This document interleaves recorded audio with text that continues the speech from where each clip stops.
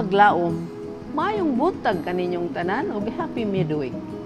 Ang atong hilisgutan karong Hunyo 19, giuluhan og kahumot sa pulong. Ang atong teksto makita sa Mateo 12:36 ug 37. Sultihan ko kamo nga sa adlaw sa hukom, ang mga tawo magahatag unya og husay bahin sa matag pulong nga walay pulos nga ilang ginalitok. Kay pinaagi sa imong mga pulong pagamatarungon ikaw, ug paagi sa imong mga pulong paghukman ka sa silot. Kapaglaom, sa diyang si manalag na Isayas nagtan-aw sa himaya ni Jehova, siya nahibulong pag-ayo sa pagbati sa ang kaugalingong kaluyahon, ug pagkadili takos ug siya mituaw, alaot man ako, kay patay na ako, tungod kay ako usa ka tawo nga mahugaw ug mga ngabil. Ug ako nagapuyo sa taliwala sa mga tao nga mahugaw ug mga ngabel. Kaya ang akong mata nakakita sa hari si Jehova sa mga panon. Isaiah 6:5.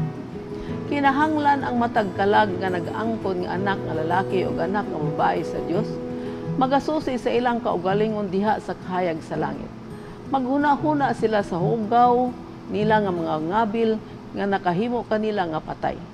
Sila maoy agianan sa panagsultihay.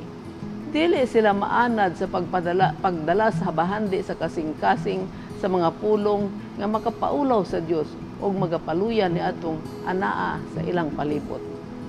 Apan gamito nila ang ilang mga pulong sa pagdayeg ug paghimaya sa Dios nga maoy mihulma kanila nining katuyuan.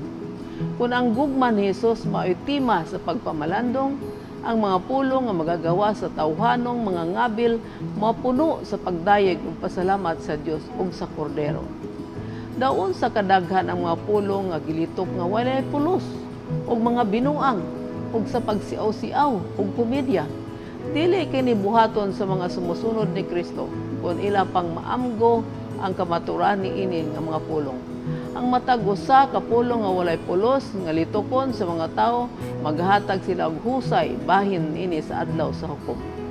Ang panan-awon nga gihatag ngadto kang Isayas nagapakita sa kahimtang sa mga tawo sa Dios sa katapusang mga adlaw.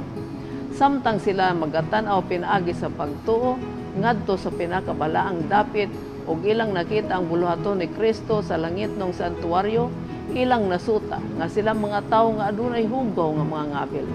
Mga katawhan nga ang ilang mga ngabil kanunay nagasulti ug walay kapuslanan ug ang ilang mga talento wala nabalaan ug wala gigamit alang sa kahimayaan sa Dios.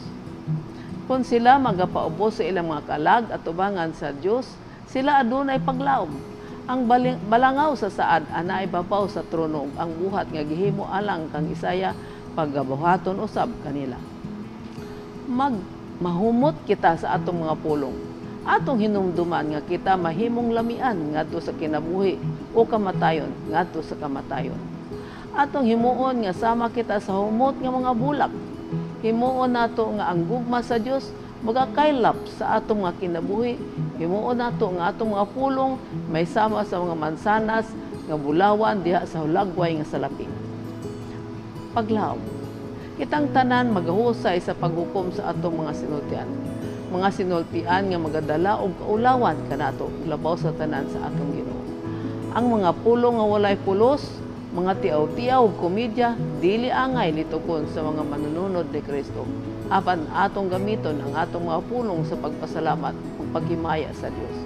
Atong buhaton nga ang atong mga pulong humot ug nagadala og kalami sa kinabuhi sa uban ug kanato sama sa humot nga mga bulak ug ang gugma sa Dios atong ipakaylap sa kalibutan. Mag-ampo kita. Dios ug may gugmaw namo nga man sa langit among naamgo. Sa ulahing mga adlaw kami magahusay sa paghukom tungod sa among mga pulong. Tabangi kami Ginoo nga among makontrol ang among mga ngabil ug likayan namo ang pagsulti sa ulay kapuslanan nga mga pulong. Inayang among mga ngabil mapuno sa pagdayeg ug pagpasalamat sa imong kamaayo gugma kanamo sa ngalan ni Hesus. Amen.